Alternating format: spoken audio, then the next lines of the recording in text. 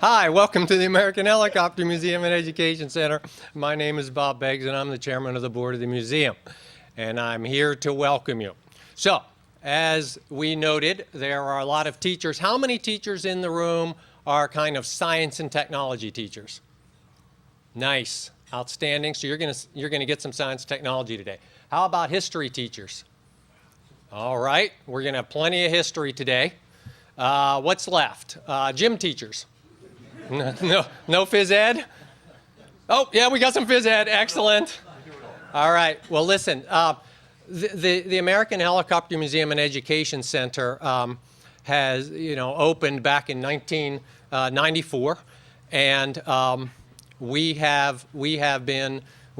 serve over 35,000 visitors annually. There's a lot going on here. It's a place for kids. In fact, our primary demographic is school children. We're all about sharing the magic of vertical flight with folks that come here.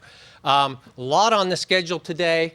One of the things I do want to suggest as you break for lunch, since you're going to be sitting most of the day, that's going to be an opportunity to walk around the museum, grab your lunch, go out to the picnic tables, or I'll be giving tours of the museum.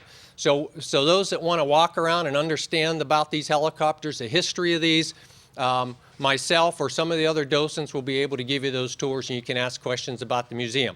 Also, on your way out today, the museum would be pleased if you would take a copy of George Townsend's book, Autogiro, The Story of the Windmill Plane. They're out at the table. That's a free gift to you from the museum. We really thank you for being here. We're excited about the day. And let me introduce Mr. Walter McDougall, who is the co-chair of the Foreign Policy Research Institute, History Institute for Teachers. Okay? Walter, thank you. Thank you, Mr. Beggs.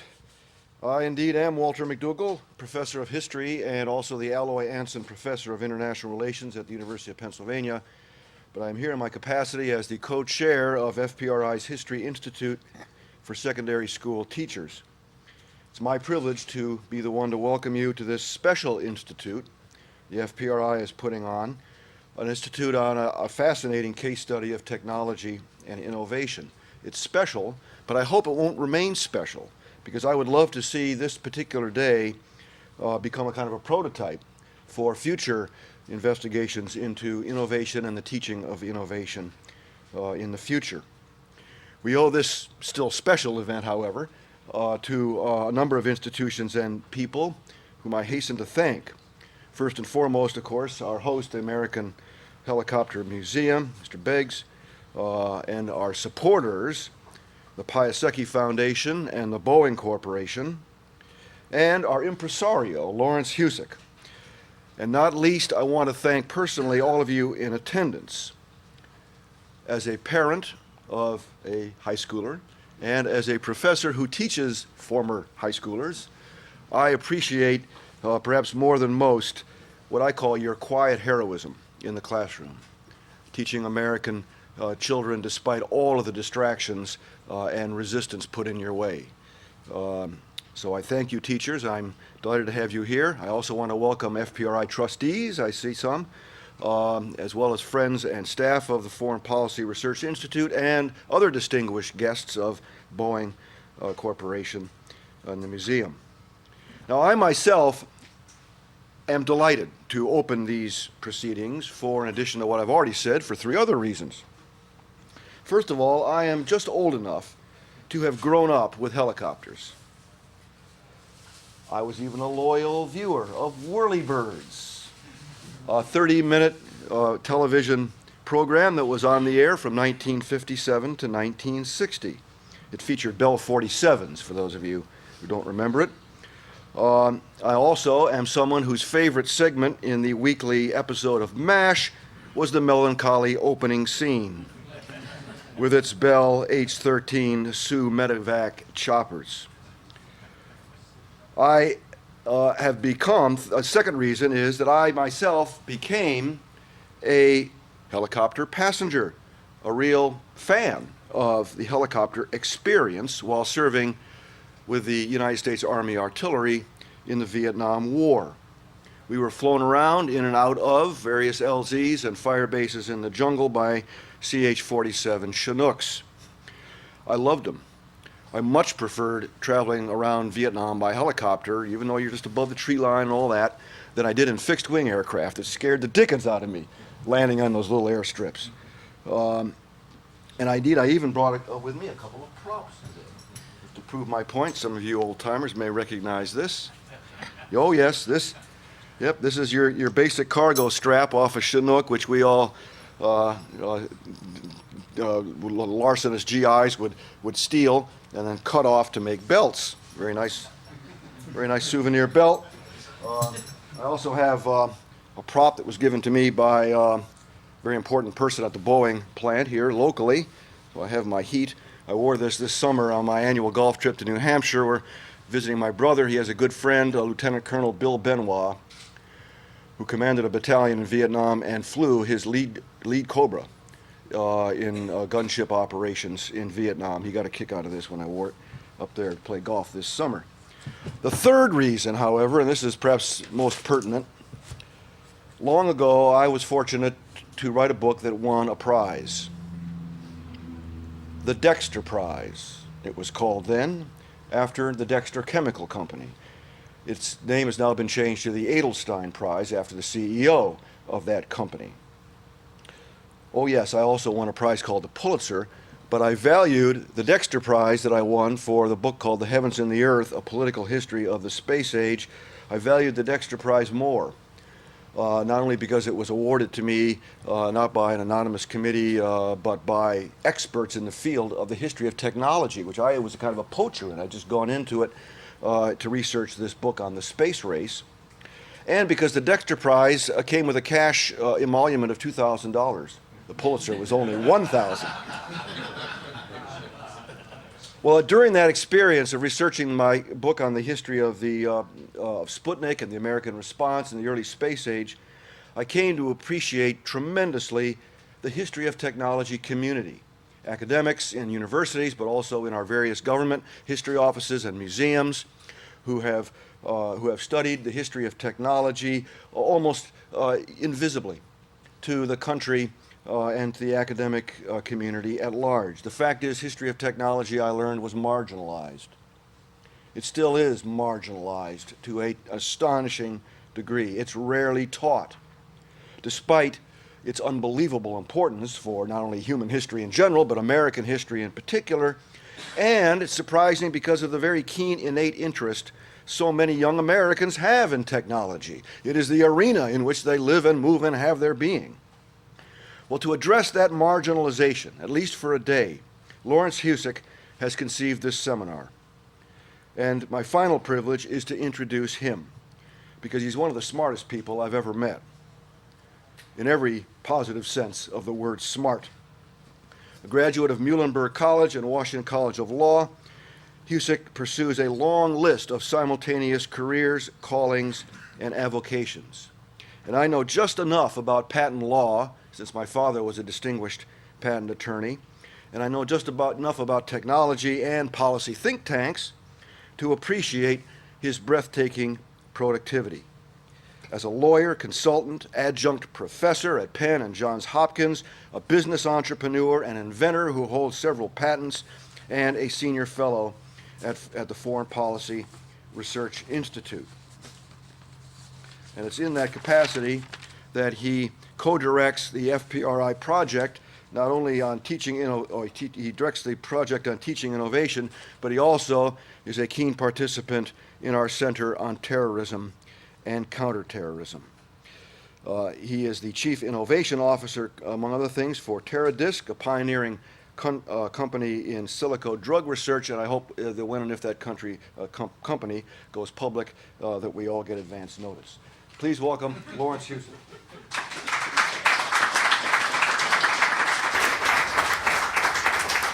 Thank you, Walter, for those kind words, and good morning to all of you.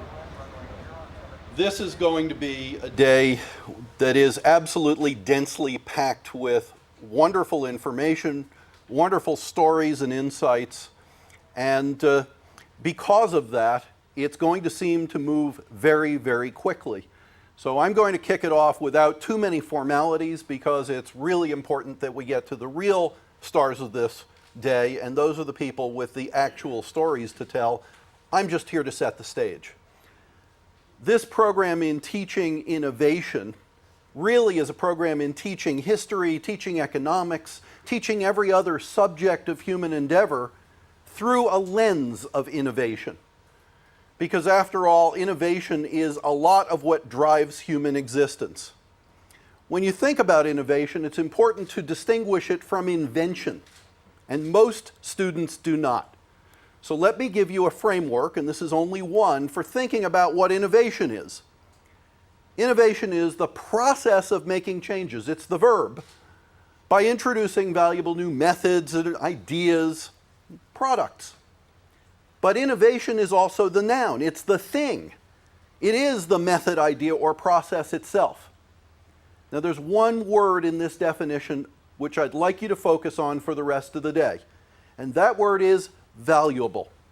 Valuable because without value, what we have is just something new, not something necessarily useful. Now, why do I focus on innovation? Why has FPRI, a foreign policy think tank, chosen to focus on it? Well, it's because we have a fairly sorry state of affairs today in education. And we have seen this at FPRI in talking to our elected leaders and policymakers about some of the most innovative people on the planet, those known as terrorists. It seems that people have a hard time understanding how they could be innovators. So let's talk about where we are today in education. The first problem, as I see it, is that we separate out students who are doing math and enjoying math, science, and technology far too early.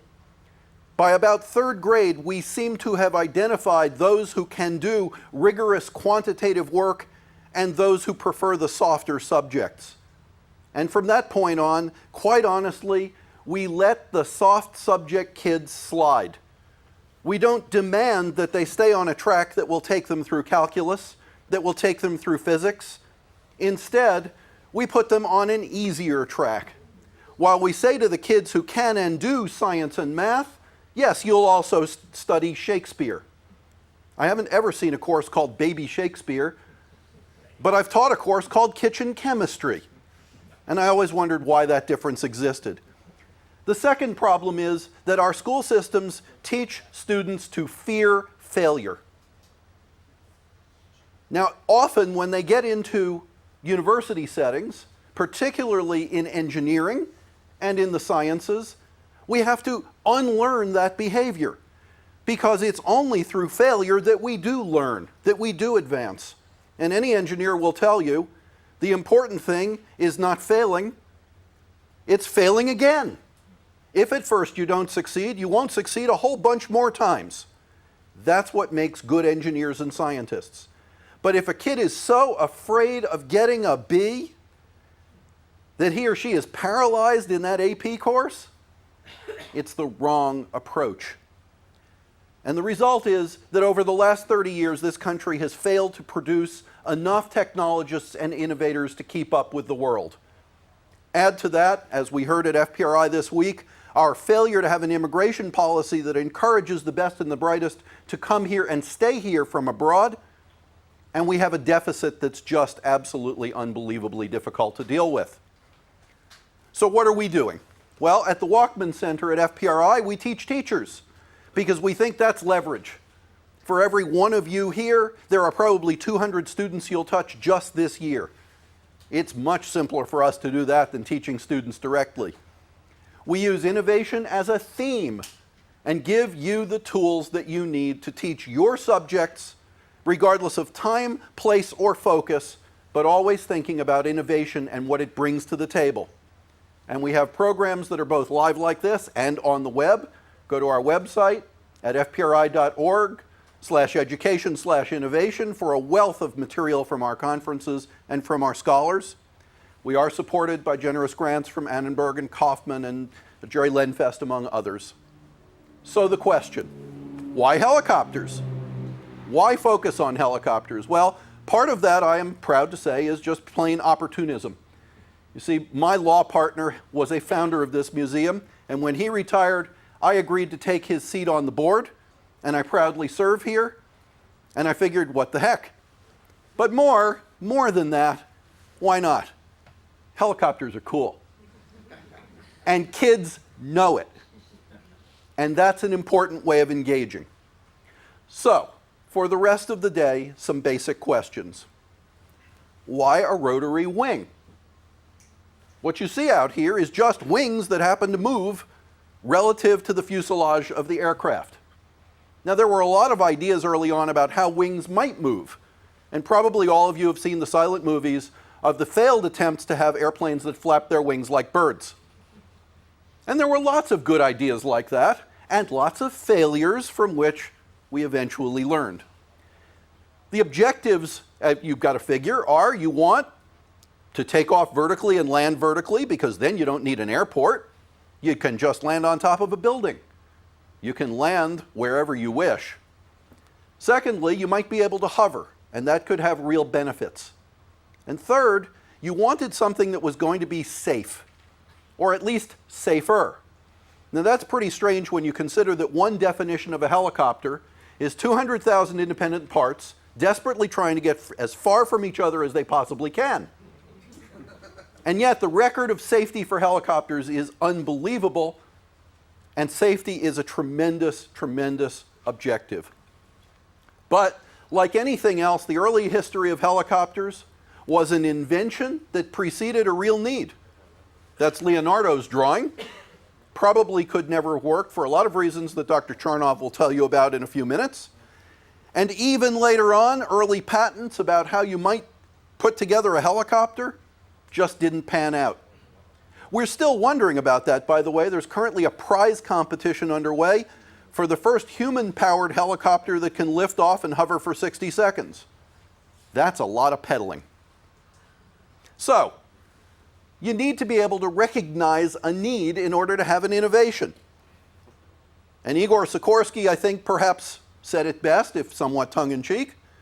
If a man is in need of a rescue, an airplane can come in and throw flowers. And that's just about all.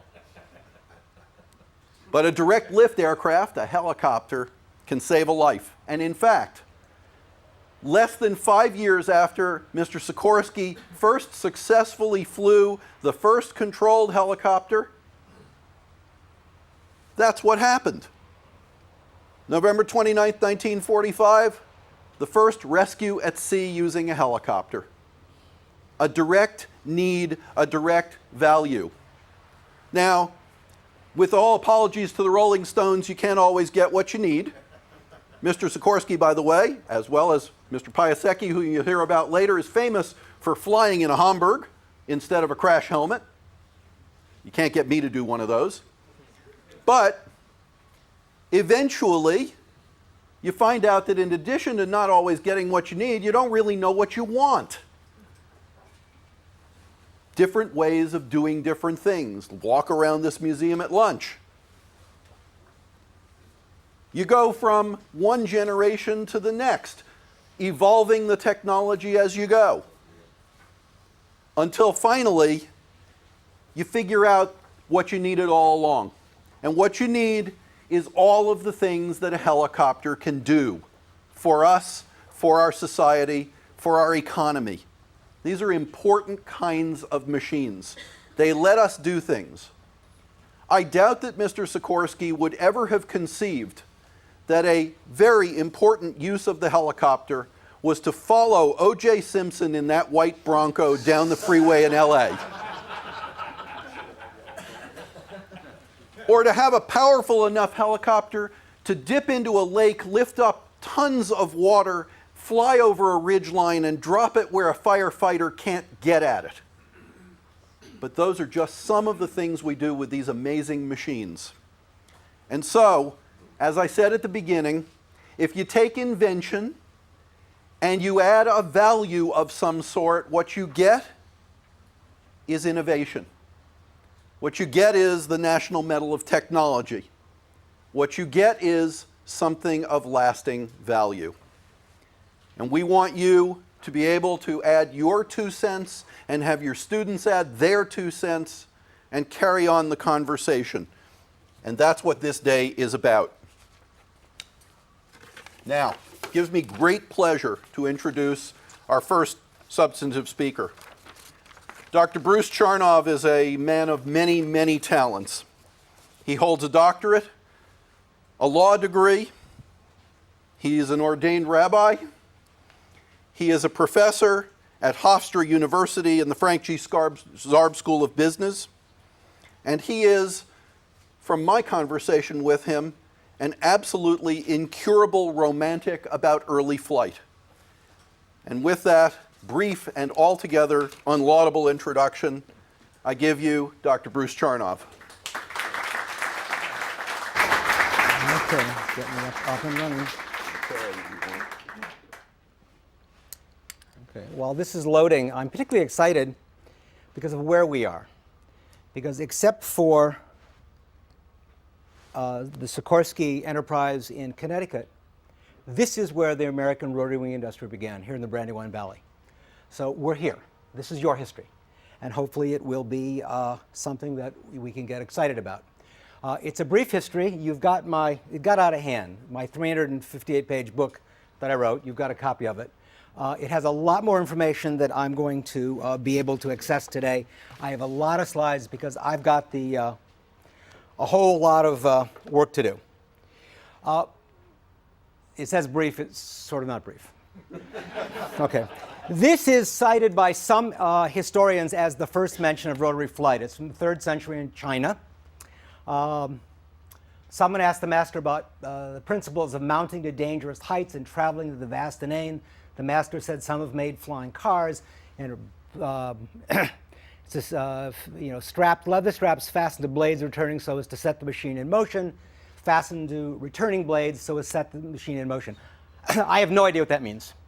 And I'm not sure that anybody else does. It's a pretty fanciful way. But what we do know is that at that time in China, Chinese children played with a rotor on top of a stick. It would come to be, when it was reintroduced in Europe, it would come to be known as the Chinese top. This, which is sold in the gift shop. So we know that this thing did exist, and as I said, when it's reintroduced in Europe, it will be called the Chinese top. Sometimes this is also cited, and Bob Beggs and I have an argument about this.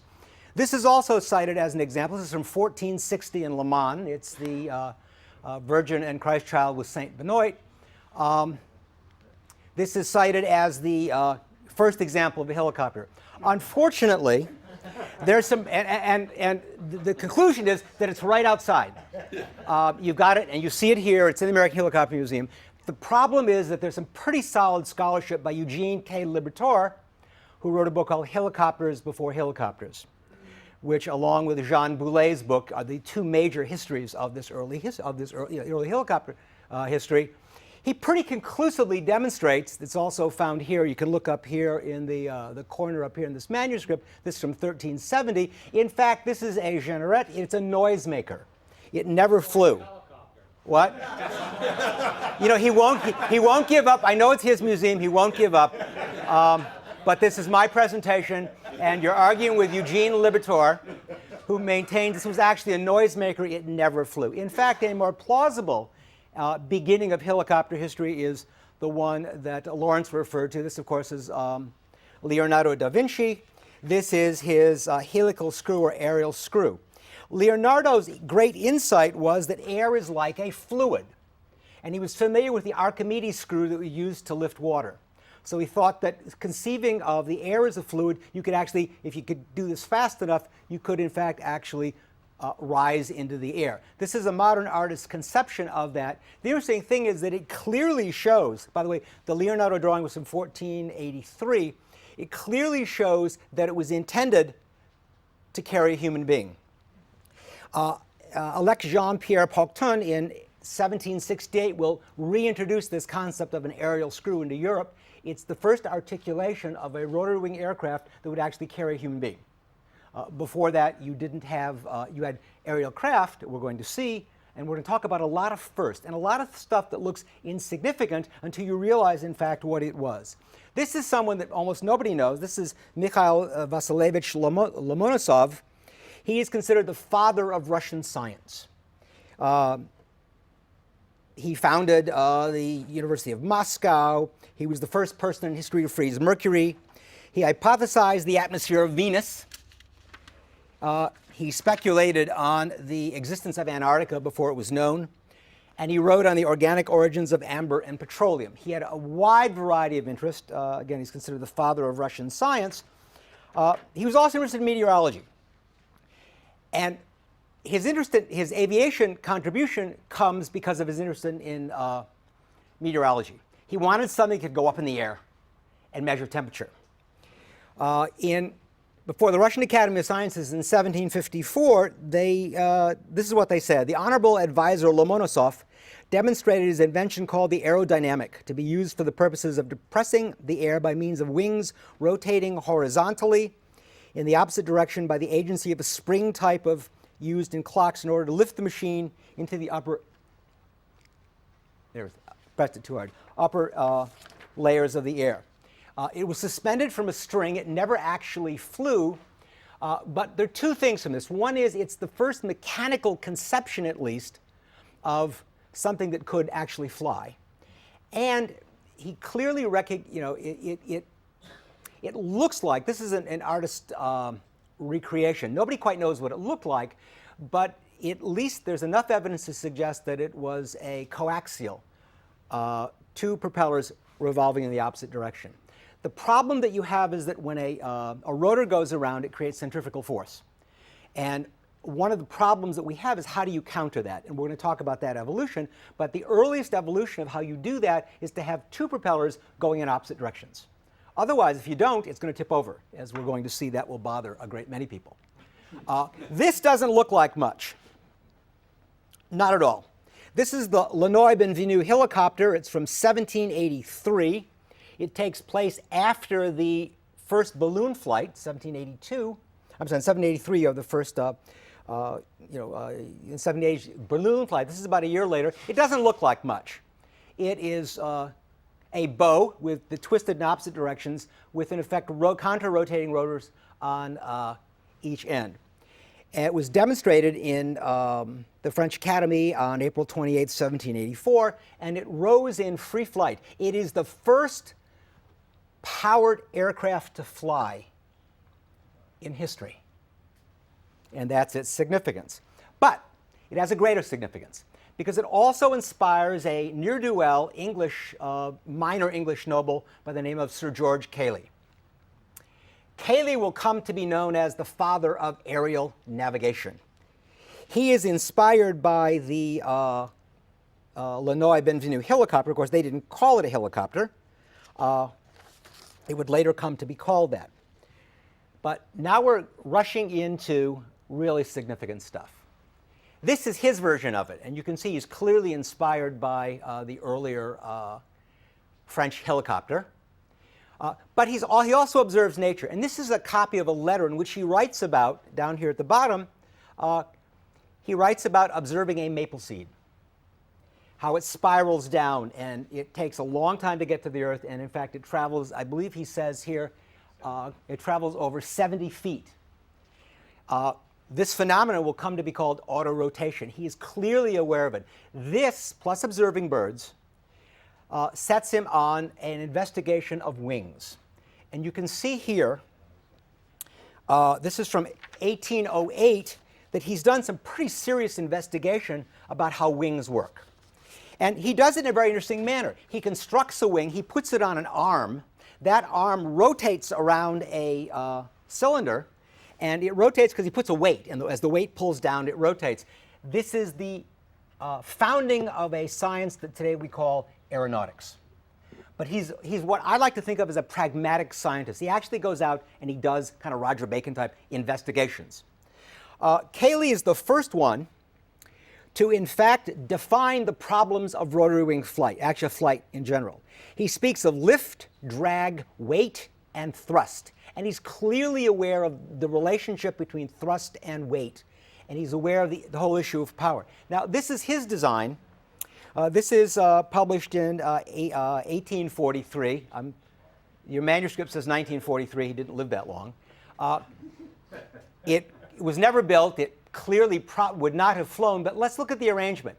He's using, again, counter-rotating rotors, and he's got propellers here for forward thrust. Here he's looking at a canting of the rotor disc. It's very fanciful. It never would have worked, but it clearly shows that he understands the problems that he's got to face. Now, 13 years after Cayley's death, by the way, before he dies, about 4 years before he dies, he invents his version of the Chinese top. You put this in, you wound a string around it, you pulled it, and in fact would fly off. It's at this point this comes back into Europe, and it's dubbed the Chinese top. 13 years after he dies, and he dies in 1857, 13 years after he dies, this is the creation of a Frenchman named Alphonse Penot. Penot lives from 1850 to 1880. His little version flies. Now, of course, it's the same principle, but it's using a rubber band. And there are two things that come out of this. One is that he wants to build a bigger one, and he can't raise the money. At the age of 30, in 1880, he commits suicide, convinced he's been a failure. Little could he know that a version of the Penot helicopter that looked like this combination of the top rotor, you see that the bottom rotor is bowed, would in fact be given by a bishop in Ohio to his two sons. Milton Wright gave it to Orville and Wilbur. This is a drawing from a letter of Orville Wright where he, many years afterwards, he put this in a letter and he said, this was the toy that my father gave us. This is what inspired us to go into aviation. Now, we're jumping ahead to the 1860s. And in the 1860s, the hotbed of helicopter aviation was Paris. This is a very strange man. He is one of three that we're going to look at. He is known by the name of Nadar. It was the name that he chose because it was romantic. That, of course, was not his name. It was Gaspard Felix Tournachon. He is famous for a bunch of things. He is the first aerial photographer. And part of this aviation fever was spurred by the fact that he flew above French villages in a balloon, and he took the first aviation photographs, and people could now see the world differently than they'd ever seen it before.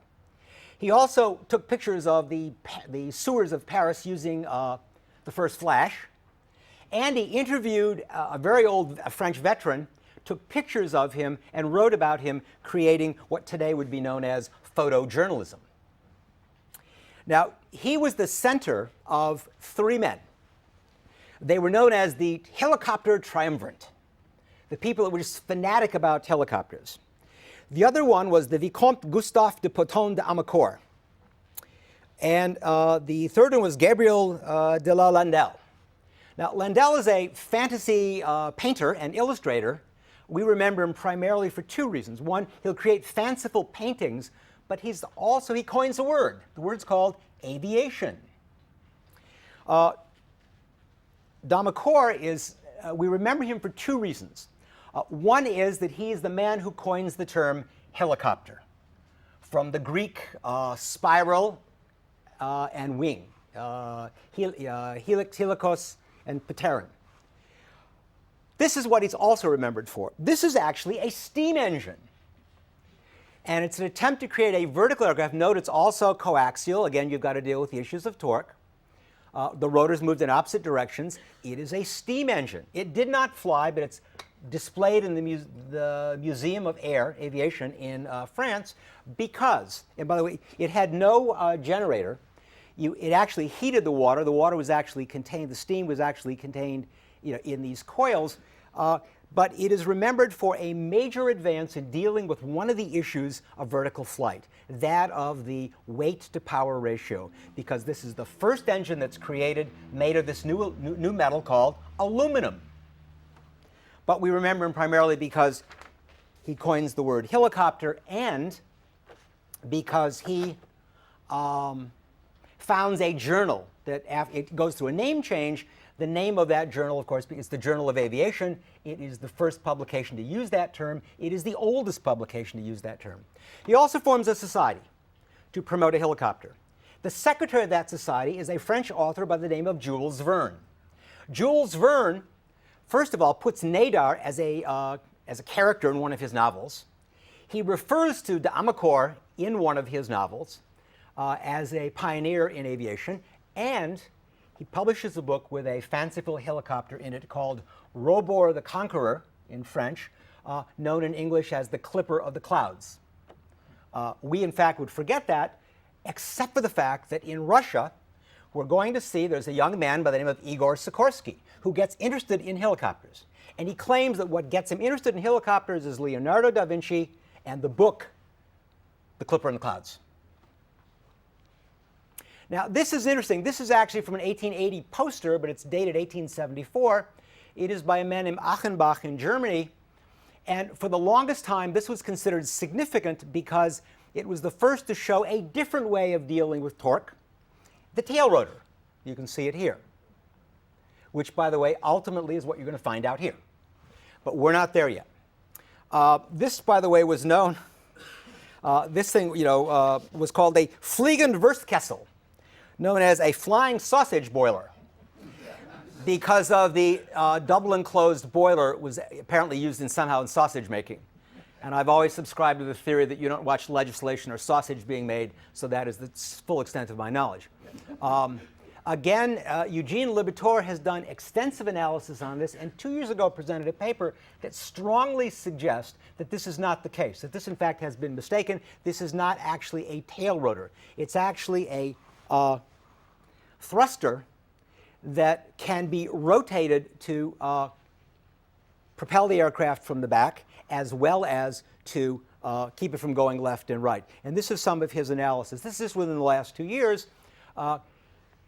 Libator points out that you have a gearing here and a gearing here, and there's the, he, by the way, maintains that this young man is actually courting that young woman. How he gets there, I don't know.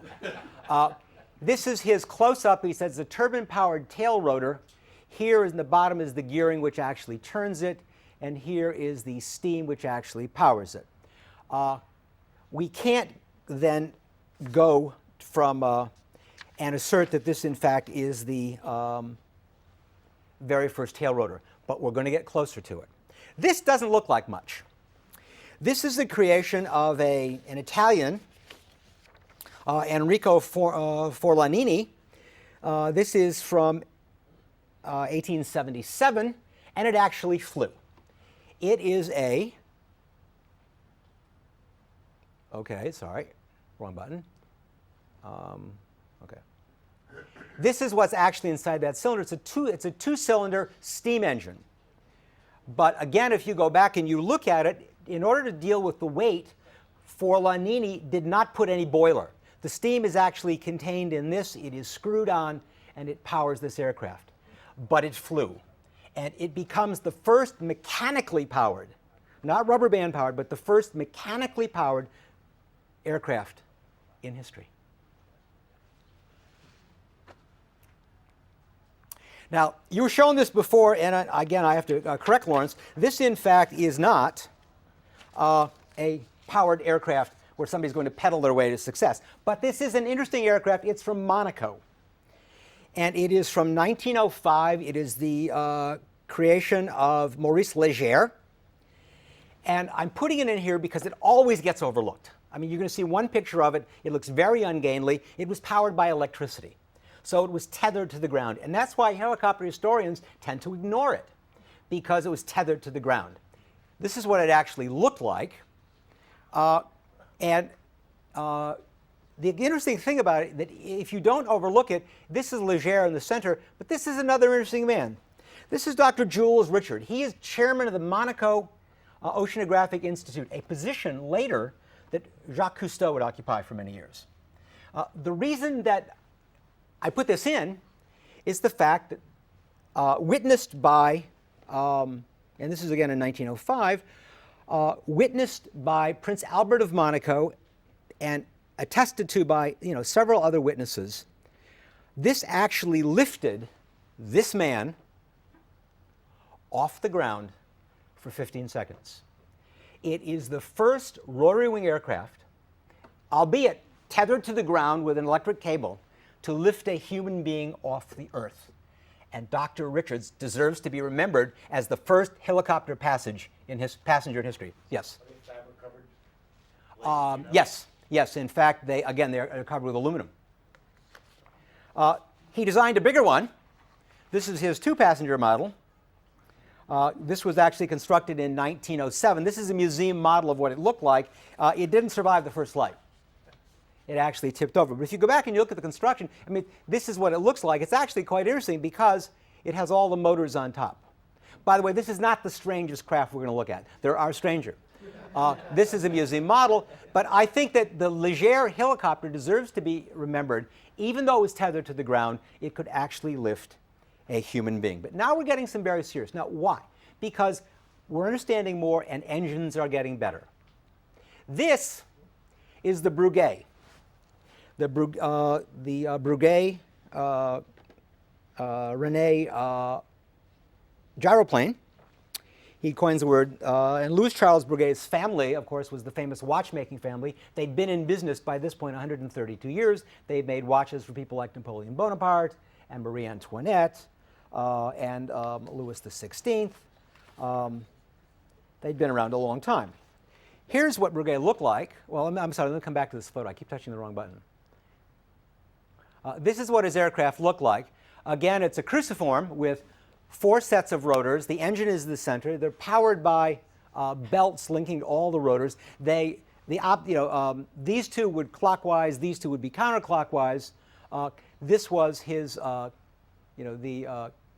Breguet aircraft. This is the famous photo and the claim upon which it is made as the first helicopter. And you clearly see it here off the ground. Unfortunately, if you read Jean Boulet's book, Helicopters Before Helicopters, Boulet quotes, he did interviews and he quotes he goes back and looks at actual documents. And he quotes an eyewitness account of a discussion of this flight with Breguet's chief pilot. And the account is that every time we'd mention this day, the pilot would nudge me in the ribs. Breguet would nudge the pilot in the ribs and say, "They aren't holding it down, they're holding it up." There is very, very serious doubt as to whether this aircraft ever flew. Breguet designs a second one. This aircraft actually could fly, but it never got more than 15 feet off the ground, and it's not considered a true helicopter because it also has wings. You can see the wings here, and at the very best, it's a converted plane, and some of the lift being generated was, as we're going to see, being generated by the wings itself.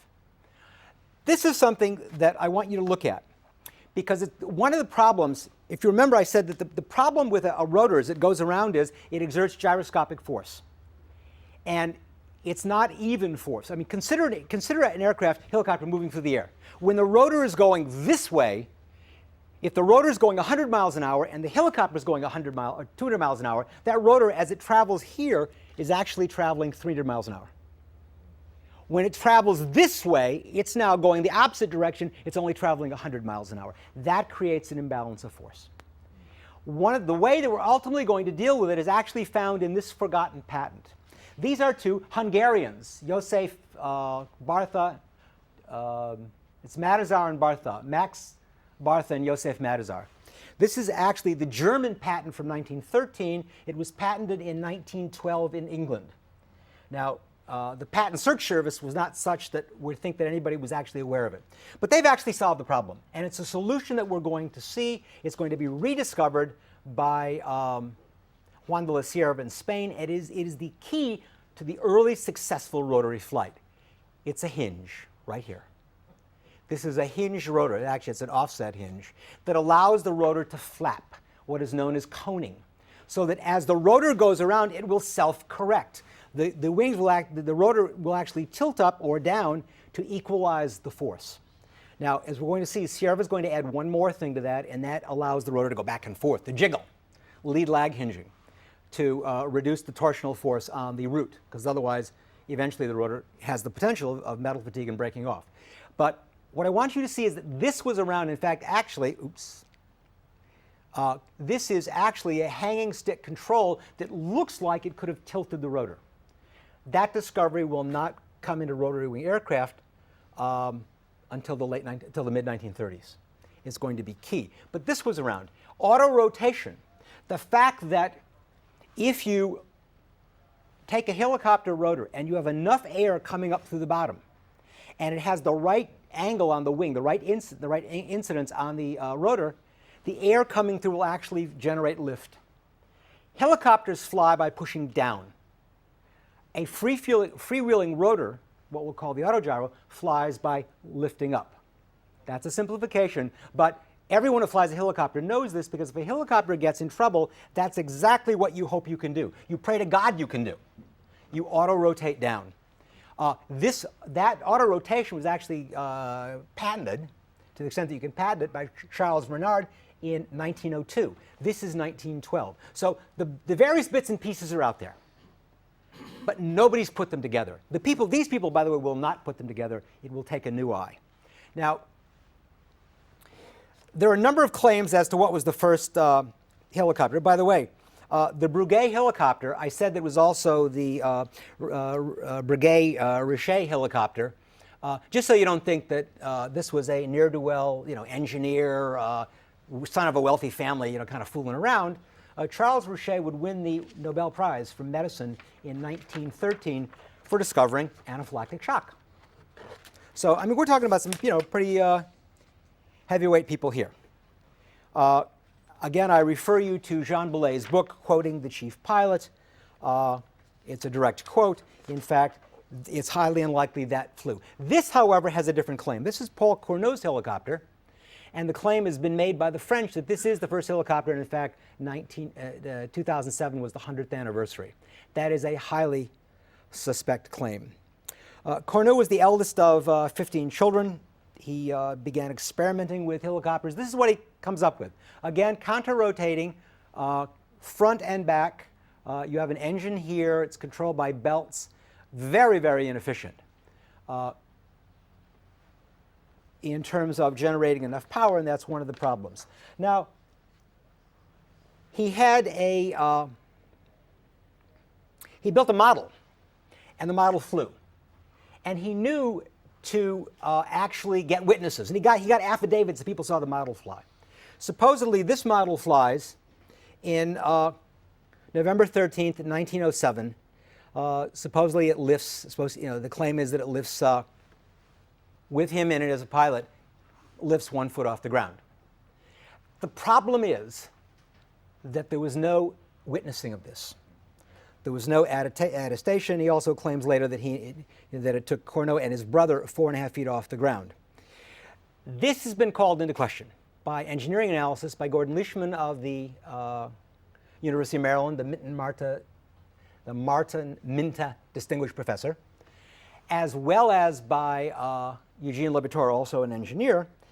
They've cast doubt, and Boulet, that with all of the weight and the fuel, that this actually could, in fact, have lifted off the ground. There was no, there's no witness attestation to it. And in fact, when Gordon Leishman actually visited and did research, and then eventually a translation was published of Cournot's notebooks, for that day there is no notation of a manned flight. In fact, the speculation is that at most the helicopter would lift a couple of wheels off the ground. And maybe with the speculation is that with the jolt it would actually jump off the ground, a hopper, but that at most it would only keep 2 wheels off the ground. And in fact, this past year, a photo has surfaced of exactly that. There is him sitting in it. This is the photograph that at best shows, you can't see it because it's not the rear wheels off the ground. The front wheels are not off the ground. So despite the French claims, there is serious doubt as to whether this was the Cournot helicopter could in fact be looked on as the first helicopter. And in fact, if it was the first helicopter, it clearly never got out of ground effect, and it certainly was not a controlled flight. Now, this is generally skipped over. You know who this is, of course, Glenn Curtiss. But I want to show you because of this. Glenn Curtiss in 1908 lends his motor that he had invented. He used it on his motorcycle. He will take it out. This is in May. He'll take it out and put it in his aircraft and win the Scientific American Prize for the flights of 1908, 1909, and 1910. This is the Williams helicopter. And I'm spending time on it because, first of all, this is a fascinating guy. Williams is 67 years old. He wears a Chinese hat. He's described as a Fu Manchu mustache, but that may be a later attribution. Glenn Curtiss lends him his motor, and he puts it on this. Now, this does not look like much, except for the fact that we actually have a photograph taken by Glenn Curtiss, and you have an attestation that this actually lifted an individual off the ground. With him as him piloting, it actually lifted a human being off the ground. It is the first lifting by a rotary wing aircraft. In fact, actually, shortly after the Wright brothers in 1903, it's the first lifting of a human being in America. Now, the interesting thing is that the witnesses, it's witnessed by Alexander Graham Bell, Augustus Post, Lieutenant Selfridge. You know who Selfridge was. 3 months later, he'll become the first person to die in an airplane accident. This is the Williams helicopter, and it is, again, I put it here only because Williams is the first person to lift, this is in Hammondsport, New York, he's the first person to lift a human being off the ground with rotary wing flight in America. This does not stop him, though. He realizes that his problem is he doesn't have enough power. So who does he seek out? Well, he seeks out someone that we all know, Emil Berliner. Emil Berliner, a Jewish immigrant to America, becomes a kitchen scientist. He invents a microphone that he will sell to Alexander Graham Bell. His fortune will actually come from inventing the phonograph. He and his brother will found a company in Germany called Deutsches Grammophon. He also invents, by the way, the parquet floor and acoustic tile. But we're interested in him because of this. He invents a rotary engine. And that's what brings, the next year, that's what brings Williams down to Berliner. And Berliner now gets interested in helicopter design. This, of course, is the Berliner Williams helicopter. It is not much better than the first one. And Williams, the official helicopter's history said that Williams disappears. However, and bear in mind, he would have been at that point in his late 80s. There is speculation that it was actually a Williams design in 1924. We have these photos from 1924. It's a platform with a motor. We actually have a photo of it working. Whether it lifted someone off the ground, we don't know. This is a Williams. Those, by the way, when you see those photos, there's no attribution. Nobody knows anything about them. But this is a Williams patent diagram that looks suspiciously like that design. More importantly is this man that almost nobody's ever heard of. You know who he is. That's Jens Christian Ellenhammer in a place called Norway. And Ellenhammer is the last of the three that can make a claim to being, again, the first helicopter. And he has a much more credible claim. This is what his machine looked like. Here's, of course, his conceptual drawing. The interesting thing about the Ellenhammer machine is that we know that it actually flew because we have this photo. This is from 1914. And it actually shows it hovering. And apparently it could hover for up to 15 minutes. It clearly, the person standing next to it is not holding it up, but probably steadying it. At most, it could fly in what we would call ground effect. It doesn't appear that it could go anywhere. Let's go back a little bit. This is Boris Yuryev. Boris Yuryev is a helicopter aviation pioneer in Russia. When he dies, and he dies in the 1950s, he will be lauded as the father of Soviet rotary wing aircraft aviation. This is obviously during World War II. I put Boris Yuryev in because of a failure. This is Yuryev's design from 1902. It does not succeed, but the reason that I put it in is that you can clearly see in the patent now he is one of the first, he's not the first, but certainly the first scientifically to articulate now using a tail rotor. And that is his contribution, at least at this point. This is what his aircraft looked like. Obviously, the motor's not been put on it. it suffered some mishaps and some developmental issues, and eventually the Russian Revolution, the communists stopped it because, what? What? 10 minutes? You told me I had more. 10 minutes. Okay. All right. Well, you told me I had more time. Okay. These are failures of. Is that for all my presentations or just one? Okay. All right. Well, I'm going to go look at it. This is Sikorsky's failures. He will return to rotary wing aircraft. This is done in Austro-Hungary. This is an attempt to create something that will actually go up in the air. Note that there's a cab. You can't see it's black up here where the pilot sets above the aircraft. The problem is this is a dummied photo. Note this thing never flew with a human being in it. But it's the first aircraft constructed to a military specification. Berliner's back. This is the Berliner helicopter. This thing actually flies. This is the son, Henry Berliner. Berliner, not terribly successful. He now tries a bi-wing. He goes to a tri-wing and eventually disappears. Has no major effect on helicopter development. This is Omichon. Omichon is a Frenchman. This is his aircraft. Everybody poo-poos it, and you will see the photos of it flopping around. Everybody ignores the fact that the balloon could only lift the man. The aircraft is actually generating enough lift to lift the aircraft. This is the second version. Again, we're familiar with the pattern. It actually flew. It gets the first official helicopter record. This is Raúl Pateras Pesquera. He is an Argentinian. He's working in France in the 1920s. This is his aircraft. It could actually hover. Pesquera actually changes the blades, and he can actually tilt the rotor forward. As you're going to hear, that is collective and cyclical control. It is the beginnings of a modern helicopter system, and he is the first one to recognize that if the helicopter has to come down, it will come down by auto-rotation.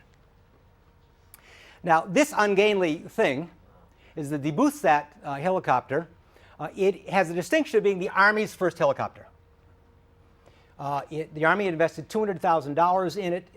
They ultimately concluded that it cost too much, delivered too little, and was too complex. The evaluation of this helicopter, and it actually did fly, the evaluation of this helicopter is that the Army should probably look at a single rotor system. Hint, hint, Igor Sikorsky's coming.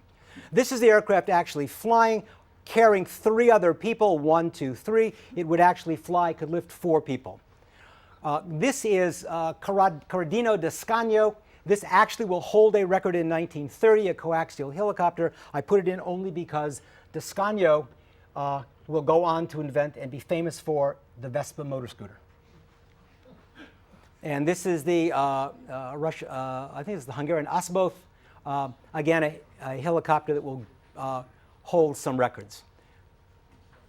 What was happening in Spain was this man, Juan de la Cierva, born in 1895, the son of a Spanish grandee who served in the Spanish government. In 1935-1936, he will personally be responsible for smuggling Francisco Franco back into Spain from exile. This is his first creation, a glider that he builds as a child with 2 friends. It almost kills one of them. This is an aircraft that they assembled. It was called the Red Crab because of the red dye. Unfortunately, the red dye is water soluble, so it eventually will dissolve in the rain. This is built from a French aircraft that crashes. They rebuild it. It is considered the first aircraft built in Spain, and Juan de la Cierva and his buddies are considered the fathers of Spanish aviation. There's Juan, young man. This is their second aircraft. It's a monoplane. It doesn't fly very well. This is the one we're interested in. He decides in 1919 to build a 3-engine bomber, enter a competition. You can't appreciate the size of this until you actually see it. This is a huge aircraft. They hire an Army pilot to fly it. The pilot's on the first flight coming around, stalls, and crashes.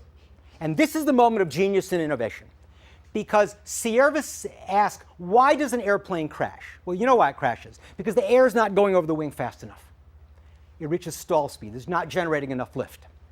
So Cierva begins to look at the wing. And he sees, people knew about stalling, but he sees a wing differently than anybody else.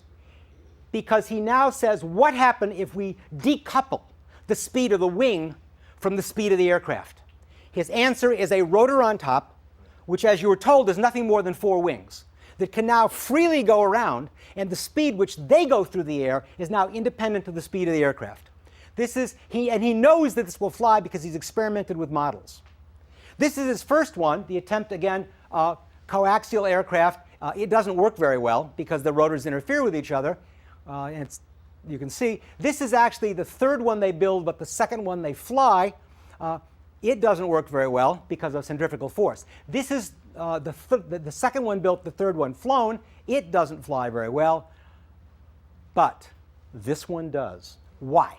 Because he begins to think about why does the small model work and the big one doesn't. And he decides that the small model works because the rotors are made of rattan, and they're flexible, and they can bend. And let me tell you, the national Spanish legend is that he has this inspiration of flapping rotors while watching Don Quixote. Not true. The family distinctly remembers that it was Aida, and last time I looked at Aida, there are no windmills. And if you see a pyramid with a windmill on it, you're in a very strange production of Aida. But he adds a flapping hinge. This is on the 19th of. This is on the 17th of January, 1923.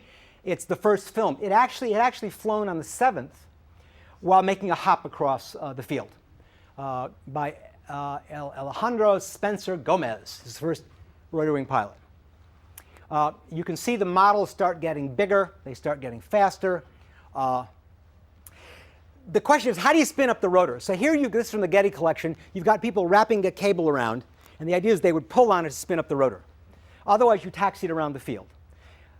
Some bright guy gets an idea that, well, let's wrap the cable around and stake it in the ground, and then you'll just derive, you'll run down the field. And they try it. Unfortunately, the cable snaps out, springs forward, just misses decapitating the pilot. Okay. In 1925, it's beginning to catch notice. Note, you still have wings, stub wings, because you need the control surfaces. This is the C6. Now we're getting a little bit bigger and better. Here it is. This is significant because it's now flying in England. 1925, Cierva moves to England and establishes his Autogiro company. In 1928, he becomes a pilot, and he's landing at Le Bourget. This is the first rotary wing aircraft and he took a passenger to fly the English Channel. In 1928, however, an American comes. He'd been there in 1925. He now comes back. Harold Pitcairn, you know him here. This, by the way, he looks at this aircraft that flew the English Channel. This is the C-8.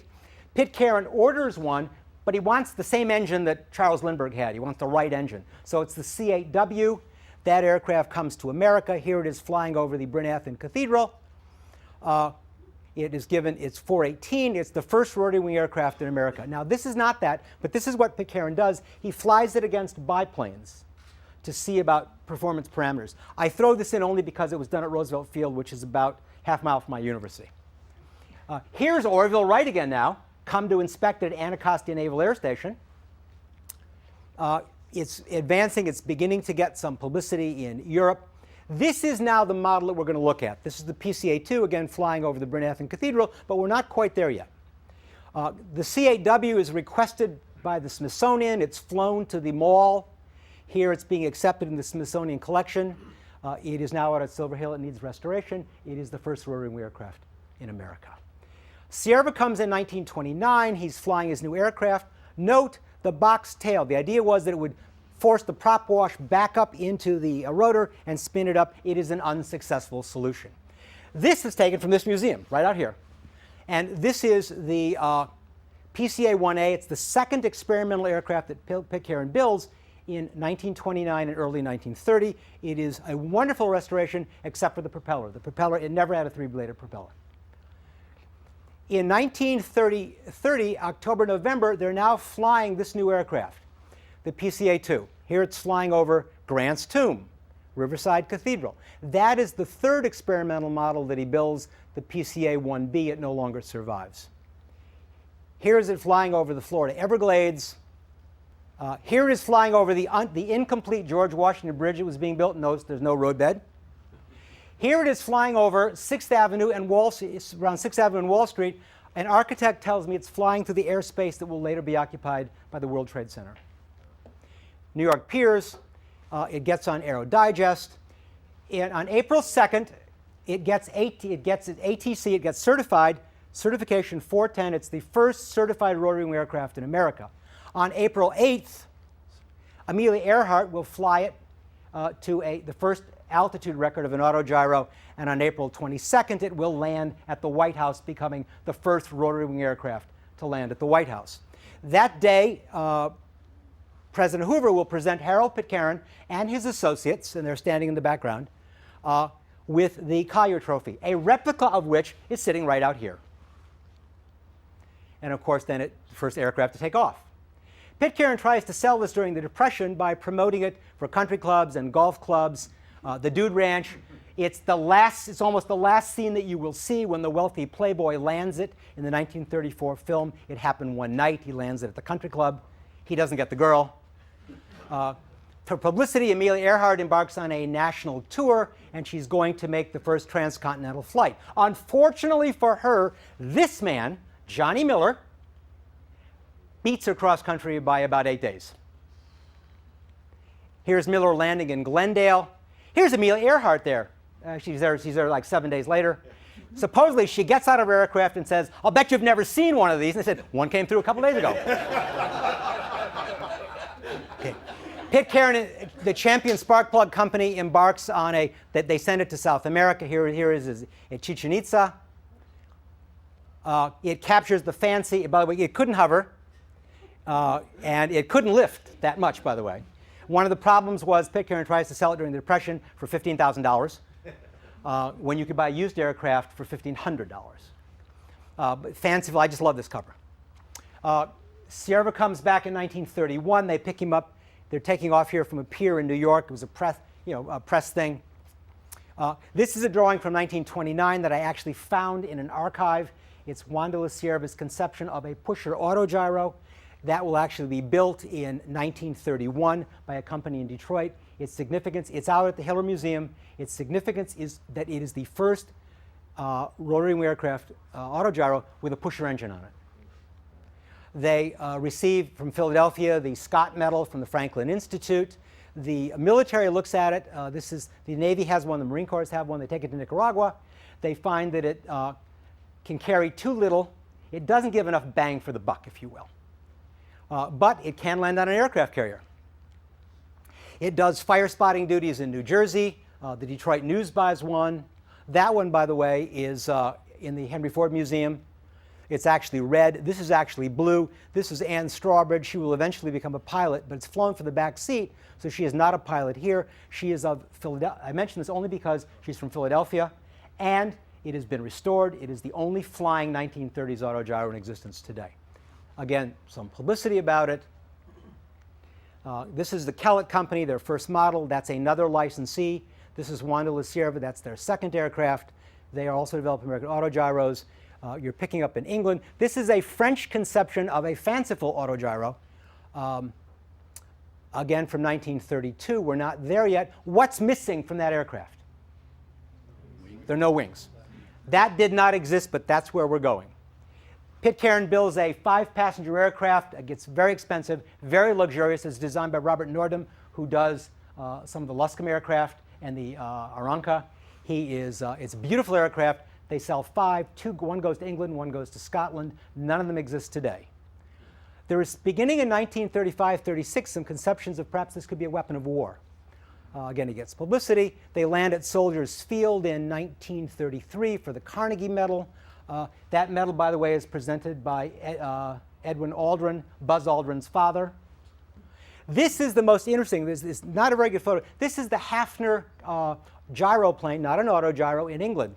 The reason that I put it in is that if you look up here, right up here, what you're seeing is what he called the spider gear. We would later call it the swash plate. And it's out here on every helicopter. This is an autogyro. But Hafner is the transitional figure. He's the one that uses the autogyro as a platform to develop the control mechanisms for the helicopter. Here in Pennsylvania, this is Burke Wilford. This is a feathering mechanism where you can actually tilt the blades. It's not successful, but it's a different form of control. But this is where the autogyro goes. No wings. Why? Because you have a fully articulated rotor head. You can tilt it in any direction. Now all control is vested in the rotor head. This is the Cierva C30A. It will be responsible for saving the world. This is what it looked like. I'll explain that. Again, gets a great deal of publicity. Here's a Kellett direct control. Again, no wings. Taking you off in front of the Capitol. It could do a jump takeoff. Spin the rotor up, snap it into a positive incidence, up you go.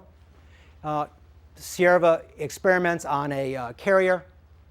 This is the Weir company coming up with their version of it in England. Now, this is Rolf von Bahr in Sweden in 1937 with a Cierva C30. This is the first direct control jump takeoff in America. This is the PA-22. A lot of speculation about now helicopters in every garage. This is the AC-35. It is delivered to, it's a rotorable job. You can land it and drive it. It's driven up to the Department of Commerce. It's in the Smithsonian collection. And here it is landing. Now, I'm not going to have time to go through the third one, but I want to tell you why this saved the world. The direct control autogyro was used by England to calibrate radar during the Battle of Britain. And they would go out and they would circle a point while they calibrated the radar. And that was the radar that let the RAF stop the Germans and, in effect, win the Battle of Britain. That is not the only role. If I had time to go through the rest, I would show you the Japanese flew an autogyro in World War II. They actually supposedly dropped bombs on a U.S. submarine. Rolf von Bahr, the reason that slide's there is he will fly that doing resupply and search and rescue missions during World War II in Sweden. There was a role for the autogyro.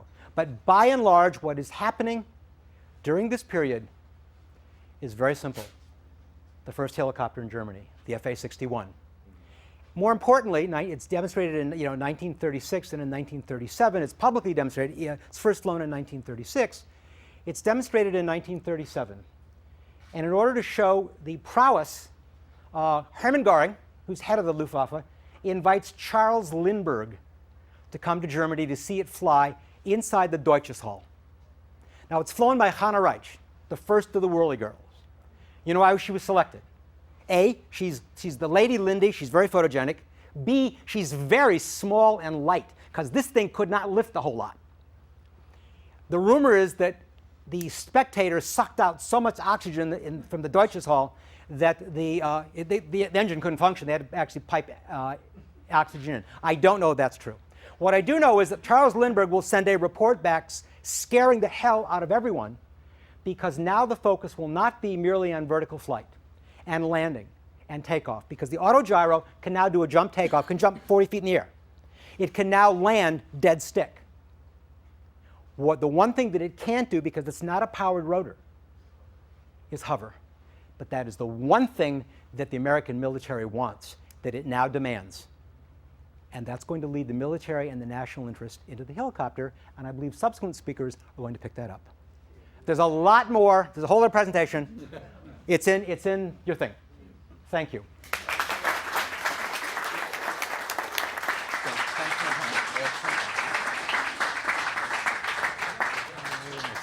Thank you, Bruce. That was an amazing tour de force. Don't know where to begin to thank you for that. Our next speaker, I think, picks up the story quite amazingly, and picks up the story in a way that only he can. Our next speaker bears one of the most famous names in aviation history, and that name is Igor Sikorsky. He is, of course, Igor Sikorsky, Jr. And I've asked Igor to come and talk about his father and his father's approach to issues dealing, we've got a lot of noise out there from a helicopter, dealing with the questions of helicopter flight and dealing with the questions of innovations in helicopter flight. I think it is very fitting that we should welcome Igor Sikorsky Jr., a fellow member of the bar, and hear what he has to say about his experiences and his father's experiences with this wondrous technology. Igor.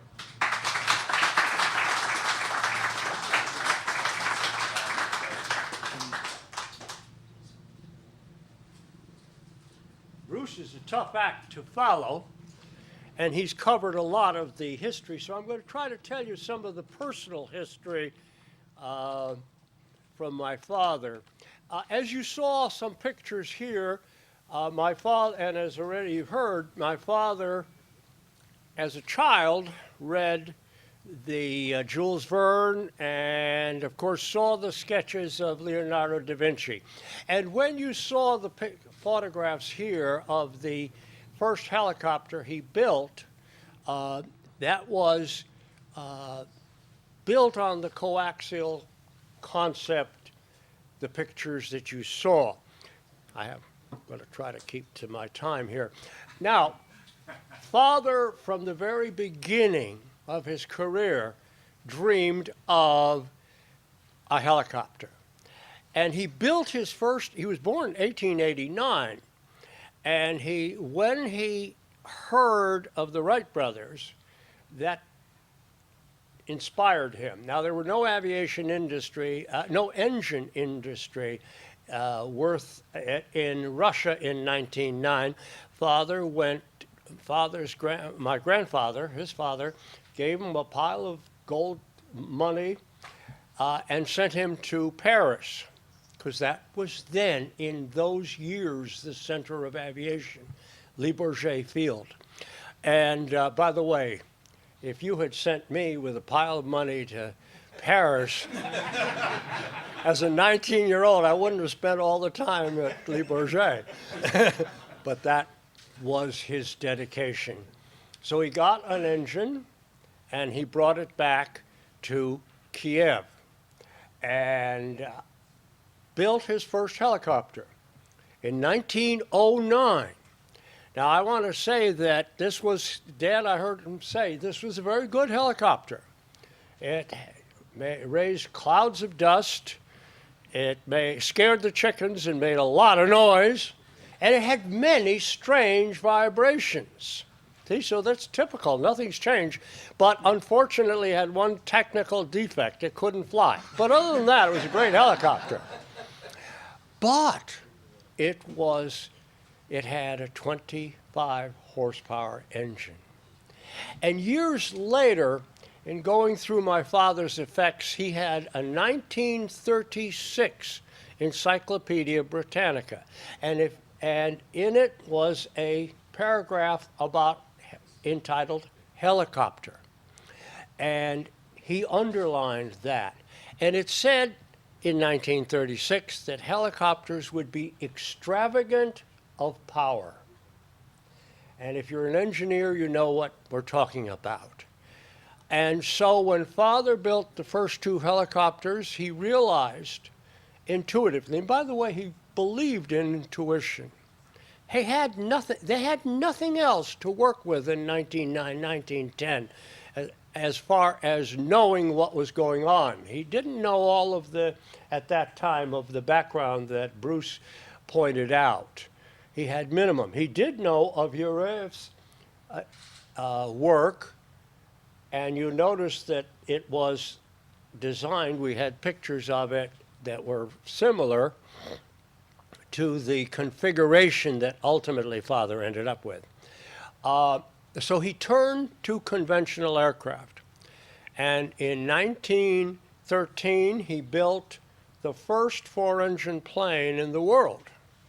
And I have pictures, I have some photos of that, so if anybody's into aviation history, I have them here in a bag. If anybody's interested in some photographs of those early days. He built them, and then he built planes for the Imperial Russian Air Force. And then the revolution came on, and he had to flee for his life, and he came eventually to America. By the way, he is genuinely a pioneer, because we credit him with 3 careers. He had his Russian career building conventional aircraft. Then he came to America, where he was very active in building amphibians and seaplanes. And that was all in the 1930s, and that's, by the way, when he met and worked with Charles Lindbergh and Pan American had a number of the amphibians. But now he came, and he kept in touch with everything that was going on in helicopters.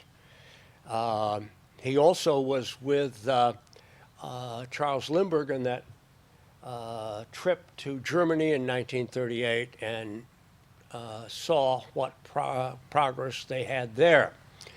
But in 1938, several things happened.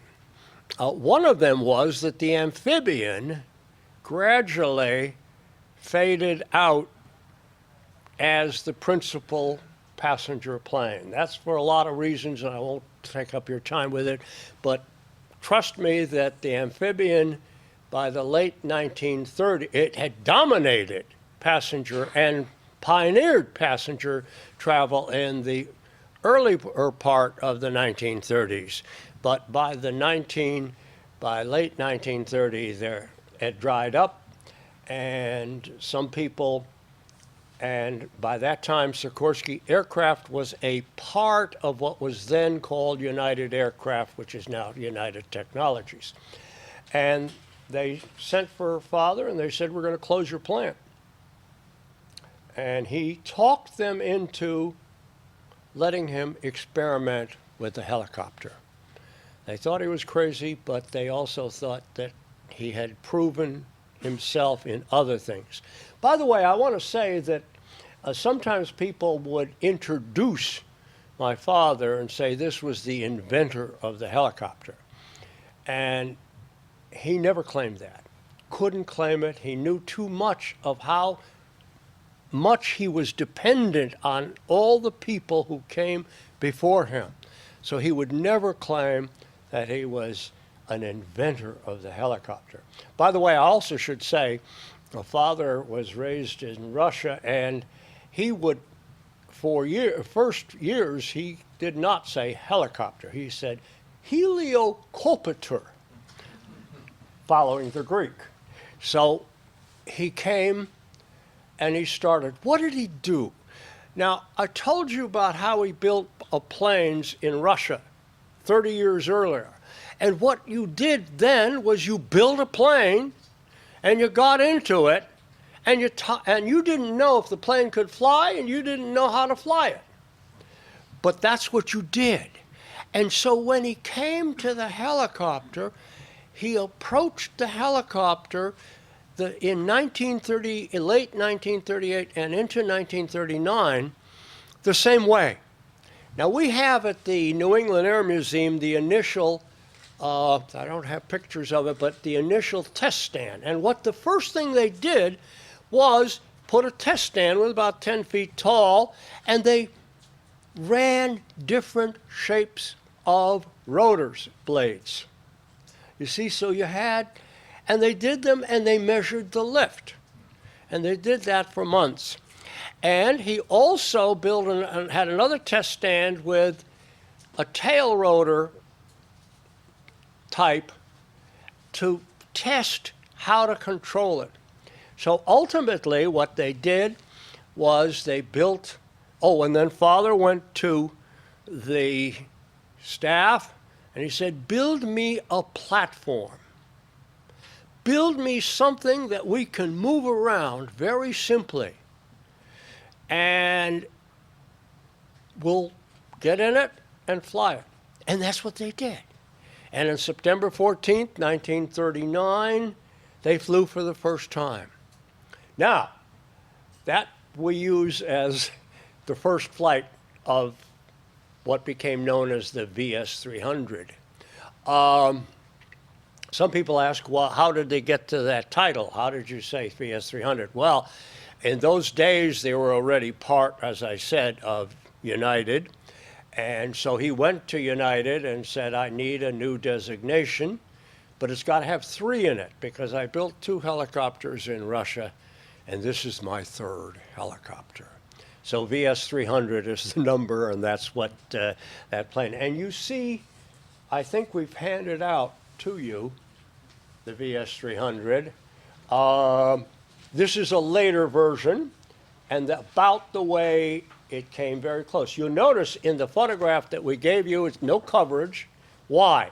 Because they kept changing it. They had 57 different changes between the initial platform and what you ultimately ended up being the what Dad called his sweet ship. And I have to say that you've covered a lot of the ground here. Let me see what my we talked about that I already said that he's not the inventor. He was also one time, I remember he made a speech and someone very, very eloquently introduced him as the man who learned to break all the laws of gravity. And Dad said, no, I didn't learn to break the laws of gravity. I learned to obey them. And that was what his life was devoted to, how you do that.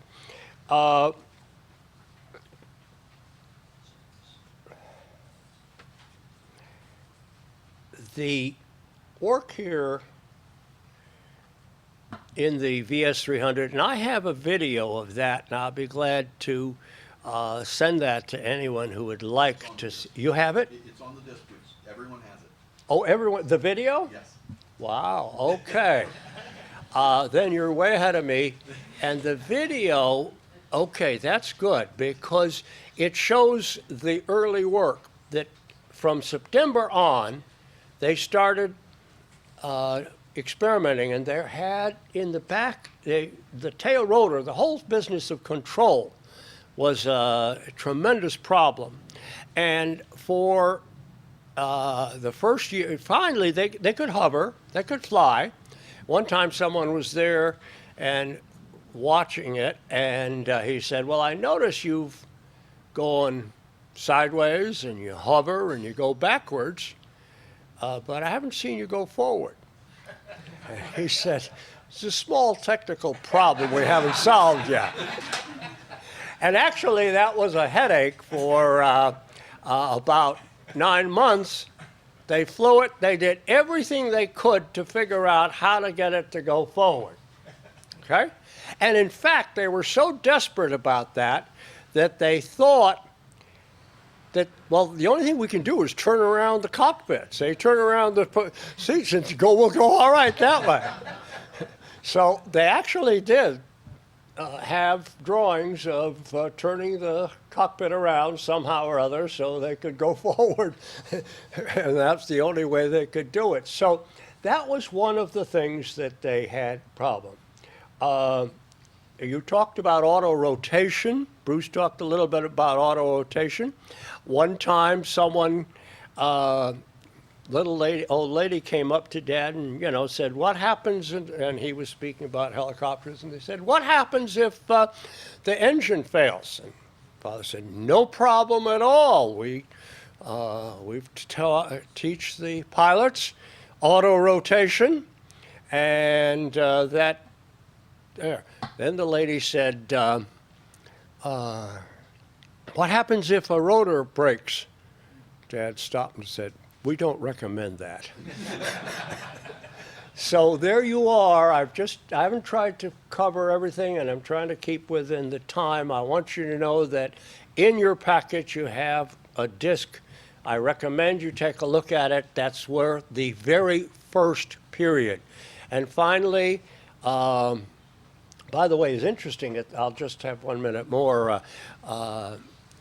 Colonel, then I think it was Captain Frank Gregory, was then head of the Rotary Department of the U.S. Army.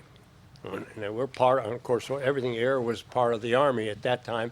And so he came to visit and saw the helicopter and helped steer a contract through. And now, by the way, I have some of the letters, and right now, people would go to jail for the way they stacked the contracts. But he was, he was convinced that then, and there were competition here. I want to say, by the way, and sometimes some of my fellow friends from Stratford where there's a small helicopter installation, and they would come by, you know, and my friends in Stratford resent when Philadelphia says they're the birthplace of there, but I think it's a very legitimate claim on the part of Philadelphia because of the work really of Pitcairn to start with and others. So I think I got about 3 minutes. If there's a question, Yes, sir. I have an off-the-wall question. It has to do with. You come to the microphone. come on up. I'm Colonel John Diori. I'm an Air Force junior ROTC instructor over in New Jersey in Salem County. I have a couple of my cadets with me, and I teach aviation history. And this is like fascinating to hear you speak. I feel honored to even know that you're here. I mean, we talk about you in my class every day, and your dad. It's incredible, you know. But other than that, what do you think brought your dad to Connecticut? Why Connecticut of all places, of all the cradles of aviation around America? Why Stratford, Okay. Connecticut? That I can answer. There are a lot of questions, technical questions I can't, but that one I can actually answer.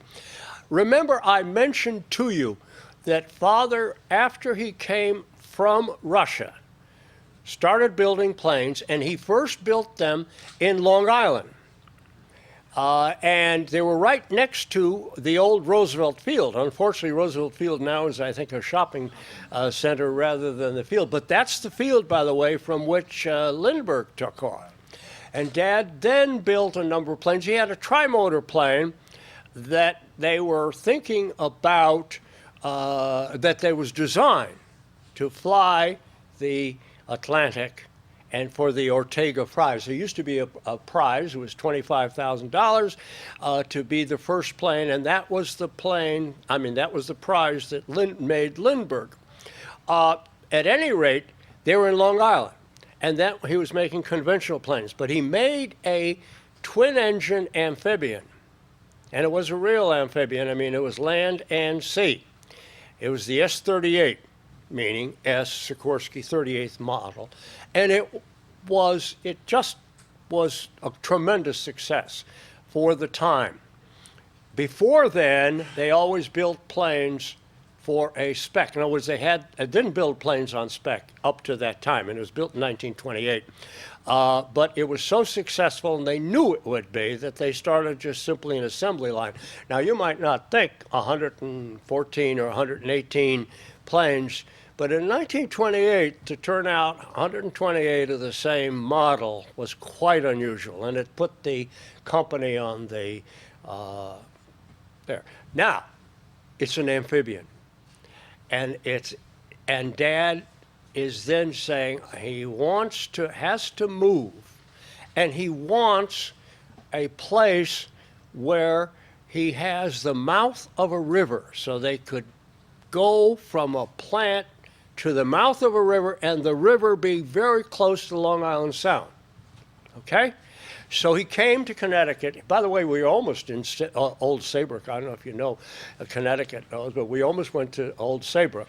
But he went to Stratford, and there was a young general counsel at that time, a guy who went on to fame in Connecticut, Ray Baldwin, who was later on governor and senator and a whole lot of other fame. But then he was, in 1929, he was the general counsel, and he talked Dad into coming to Stratford. Now that is a long-winded answer, but that's how they came, because that's what they wanted, and then for the next 10 years, they built amphibians. One other last personal observation. I was a kid when all this was going on, and people say, what did you think about it? I didn't know. Listen, 8 or 9-year-old doesn't really get terribly excited about these things. I remember in May 1941, and I would then be 12 years old, and the helicopter, the VS-300 that you see here, was setting the world record for endurance, and it was, I think, 1 minute and 35. 1 hour and 35 minutes, and you're hanging up there, and we were all playing in the field. Real sense of history. I will also say, and I told you, and this is a personal observation, I told you how many changes they had and how simple the frame was. And I remember, I must have been around that a little bit younger, and I remember vividly my father going up to some mechanics and saying, let's, and at those days, and I think there's some pictures of it, the tail rotor had all sorts of, it had 2 wing rotors on it too. All of this in an effort to develop control. And I remember Father coming up to someone and saying, let's cut those off. And tonight, will you take your blowtorch and cut them off? And that's what he did. I mean, that's what the fellows did. The next morning, Dad flew it in a different configuration. And they did not. People have asked me, are there any blueprints? No, there are no blueprints. They didn't make blueprints. And they didn't have to worry about FAA or anybody looking over their shoulder and saying, you can't do this. But those are the things they did. And I'm going to be around if you have any other. Yeah. I was very impressed by what you said about your father's test bed and his tireless experimentation. I'm wondering whether his company or the helicopter business in general received any help from the National Advisory Committee for Aeronautics in the era prior to World War II. I haven't run into any, I've gone through a lot of Dad's papers, and I think he was knowledgeable. All I could say, I can't answer that really. I will say that he was knowledgeable about what was going on. I do know that he came to a symposium in, I think, 1938 or thereabouts, right? He came to a symposium, but he wasn't the star. He was attending it, listening to what was going on. So the government did advise him to license Pitcairn's patents. And it should be noted that the Sikorsky Company became a Pitcairn licensee. They used Rotary Wing patents, Harold Pitcairn's patents, in their aircraft. And later, when there would be a patent suit for patent infringement, the Sikorsky Company was not included because they dutifully were licensed, they dutifully paid their royalties. They were literally one of the good guys. I could also add something to that, because I also remember that. Dad they did a, there was a patent infringement lawsuit. Okay, 1 minute. And there's the last question. And Dad was told he had a deposition. They took his deposition. And of course, the people at United then wanted him to say that he was told everything he did was totally independent. And he said, no, I was very, very much influenced by the patents and the work of Pitcairn. There's one other thing to remember, because the theme of this conference is innovation. Igor Sikorsky is famous for saying, and I assume he passed this on to his children, that aircraft designers should fly their own creations. There would therefore be fewer bad airplanes and fewer bad airplane designers. And wait a minute, I have one more. One time I was in a speech and I was giving a presentation. It was a symposium on what it's like to have a famous father and a famous name. And I was there and I talked about, the advantages and disadvantages of coming from famous name. Finally, after I was through, this little lady came up to me and she said, oh, I thought your father was such a brilliant man. And she raved and raved about it. And the more she raved, the more puffed up I was. And then finally she ended up saying, and I just loved his last symphony.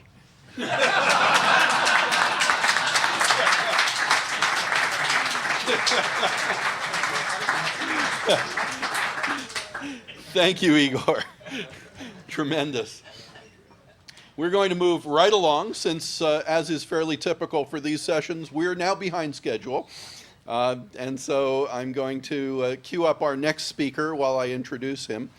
Our next speaker is also a famous name in Rotary Wing aviation history.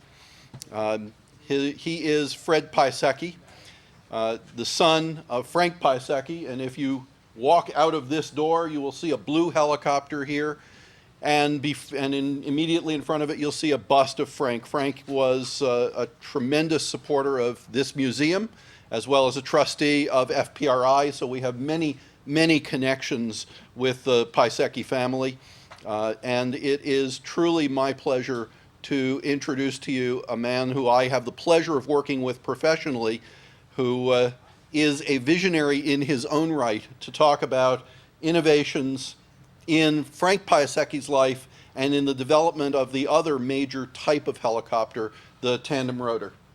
Without further ado, Fred Piasecki. Thank you, Lawrence.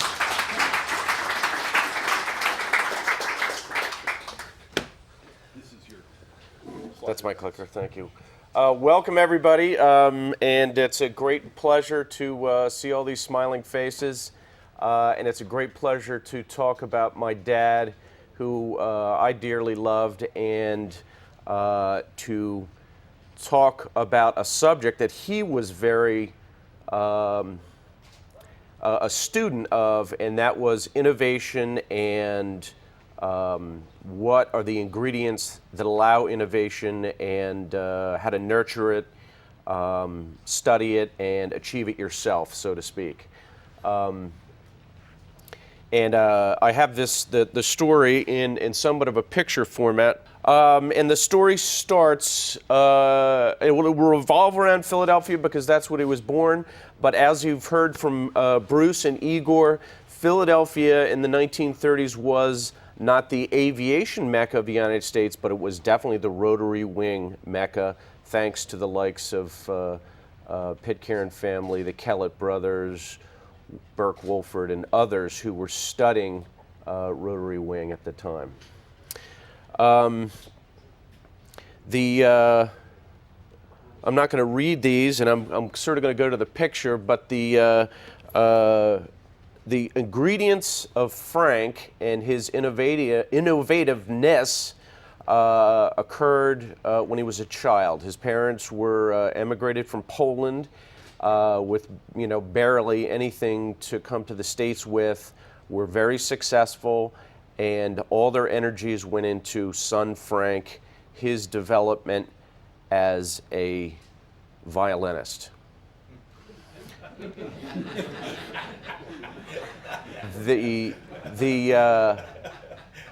The stories that I was told was that the life of a violinist or a professional violinist is an easy life, and don't work in the factory. You really want to be focused on being a musician, and a good one at that.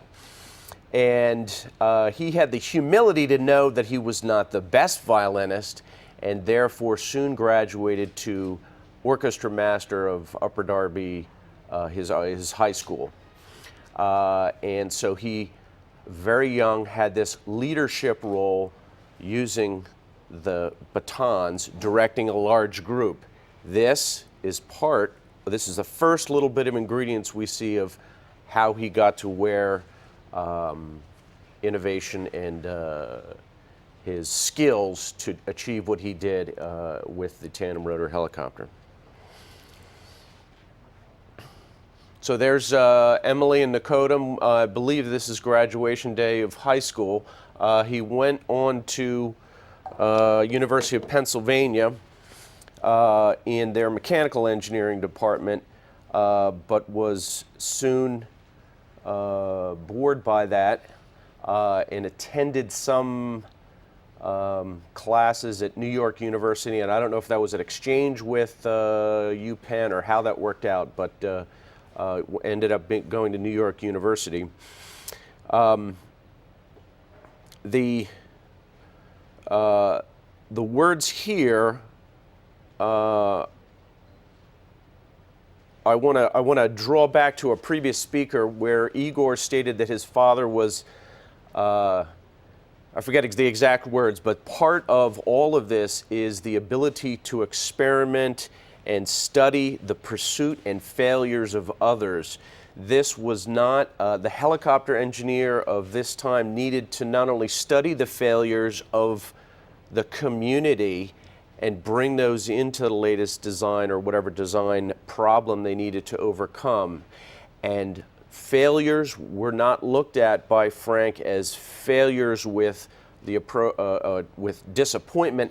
That was a discovery point, and this is very important as part of how do you build innovation and find out how to make something better, is studying your failures, other people's failures in a scientific method, and it lives on today in most of the work we do.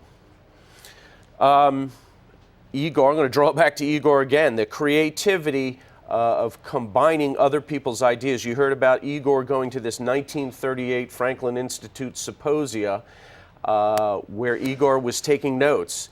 Well, Frank was there too with a couple of his classmates taking notes and combining, using each of their other ideas. It was a mix and match game in the early 30s and 40s with rotorcraft engineering. Anyway, the last thing I want to say is, or point out, is the intellectual, emotional response to one's own failures is an important attribute. How you handle those, what you do with yourself and your people in the technical pursuit. Negative failures have to be turned into positive knowledge. This is a picture of Frank still in high school, and this was the, I believe they call it the Aviation Club. And it's interesting to note that two of the gentlemen here with him worked with him, Ken Meenan, and I think one of the other gentlemen who I don't know their name, but they worked with Frank until they retired. Their whole life they worked with Frank. This goes to what Lawrence calls is the collaborative component. He developed friendships and alliances with people who he knew he needed to go develop the tandem rotor helicopter, and that's another of the ingredients you need to put in that pot of innovation. That collaborative spirit lived on with huge friendships that spanned the oceans. His collaboration with the senior brigade and also his sons were fruitful to America as well as France.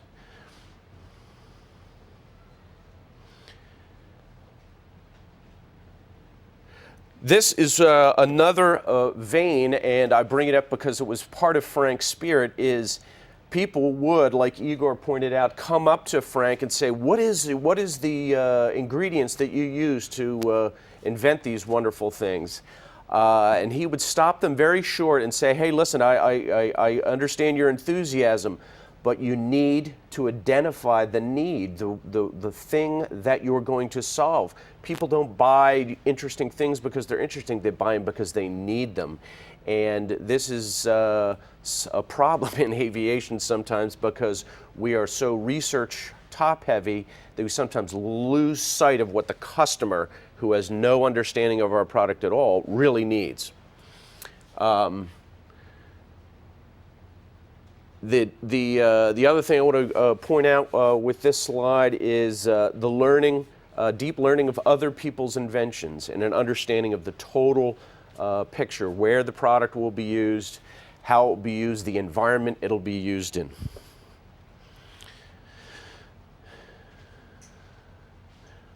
This is a slide, I believe, at New York University, and this glass tube, which you can see over here, is a small-scale wind tunnel, which, for the aeronautical engineers, where you learn the feel of the art. He's literally got his hands on that model as it's going through some sweep of angle of attack or something. And this fundamental understanding of the art and the physics behind your endeavor is also important. So I love to meet the enthusiastic designer, but when I find out he doesn't have the art or the understanding of what he's pursuing, it's a little depressing. And this is something that innovators or people who want to be involved in design need to recognize. You got to learn your art. You got to study before you can create.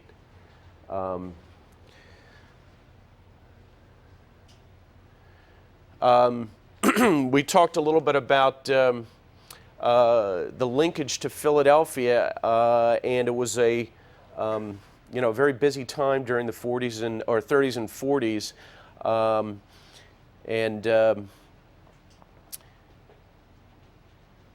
the idea of going into aviation at this time, there was plenty of opportunity.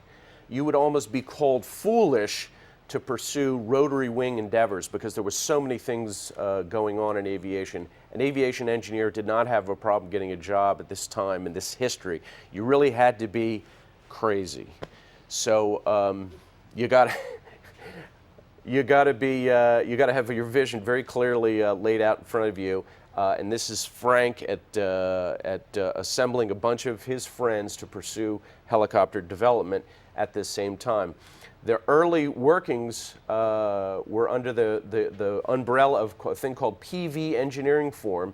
It had no capital, it had no stock. The people who worked during the day would come to the office on Sampson Street after working at Bud Company in Philadelphia and a bunch of other things. They'd come to the little office at Sampson Street and just log hours. Similar to our docents here at the museum, that there was no pay for the work. So there's another sign of the commitment with the ideas.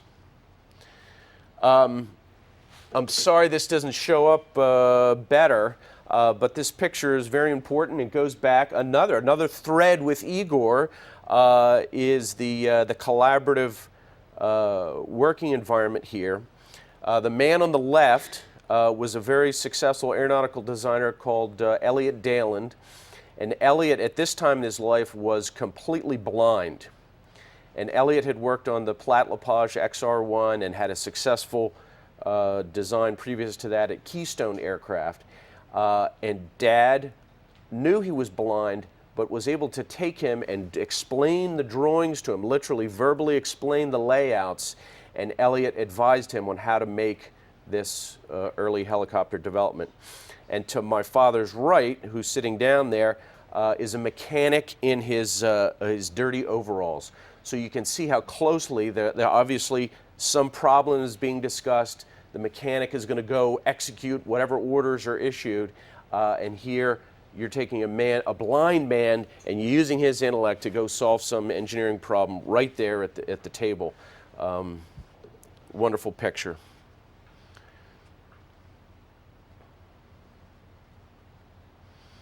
This is another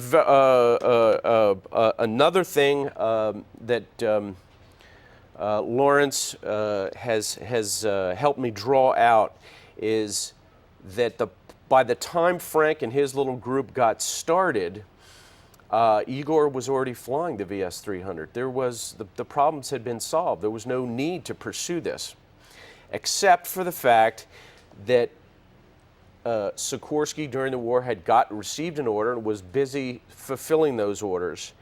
And the opening that Frank saw was that the real military requirement was over here. You had to carry a torpedo. And we've heard from Bruce how the early autogyros really couldn't carry very much. So Frank and his group set the bar high. Payload. What a useful military payload. And that's what they went after. So the need has to be identified if you want to innovate and be successful at it.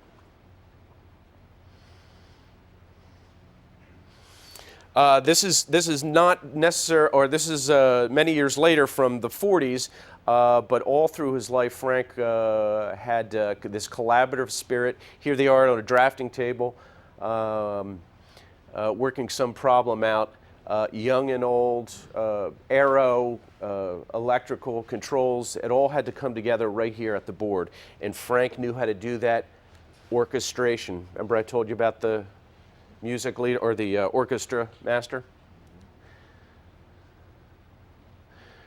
So, in conclusion, the ingredients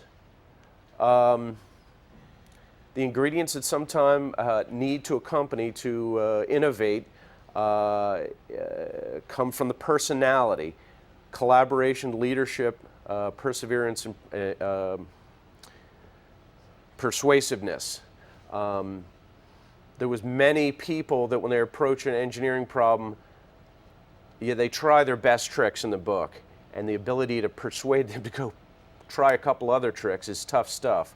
So the bottom part here of my slide is a lot of things in innovation you don't get out of a book. It's human relations and human coordination that you need to have in your toolkit as well. And Frank had that. Those who really know their art can teach their art. And I love this photograph because this is in front of a chalkboard, and Frank is teaching his art to somebody using his hands to describe torque. I can almost hear him back there explaining what's going on. And I don't know who said it, but Igor said that the men who fly their machines, we'd have better helicopters. And here's Frank in Morton, Pennsylvania, flying one of his early tandems. So we've heard about the ingredients. We heard about Igor's dreams. And this sign was above FNP's office. Dreams are the basis of all real advances. And why do you have to dream about it? Because it has to be almost a self-consuming thing. Whatever your idea is, however you formulate it, that initial idea will need to be iterated, and there will be failures. Do not expect success. And that is innovation. And that embodied Frank's persistence in pursuit of his dreams to come up with this new product and useful product. And I think it is 12:29, and I fit my slides into the time frame. I would like just to take a minute to thank all the speakers today and all the organizers. Thank you very much. I think this will be a wonderful product to capture some of these ideas about innovation, etc. Thank you very much.